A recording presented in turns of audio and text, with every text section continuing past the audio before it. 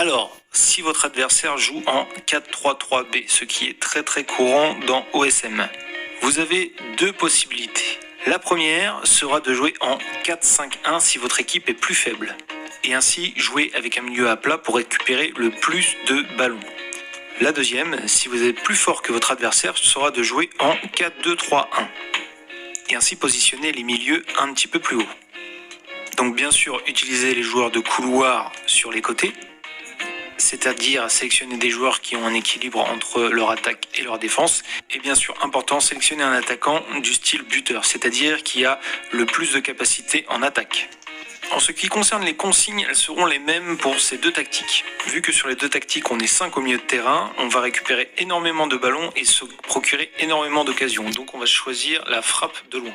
Pour ce qui est de la tactique en ligne, on va attaquer uniquement, on va demander à nos milieux d'être offensifs et nos défenseurs d'être pliés.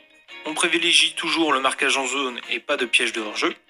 Et ensuite, en termes de pressing, on va être à 85. On va presser haut pour récupérer un maximum de ballons. Notre style de jeu sera plutôt offensif, mais pas trop, à 60. Voilà, pile poil pour passer de neutre à offensif. Et le tempo de passe sera rapide, à 79. Concernant l'agressivité, je vous laisse gérer selon le niveau de l'arbitre. S'il est bleu ou vert, vous pouvez aller dans l'agressif à l'inconscient.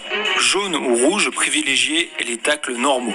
Petite nuance, si vous jouez contre une équipe qui est vraiment plus forte que vous, même sur du rouge ou du jaune, jouez agressif pour avoir plus de chances de gagner.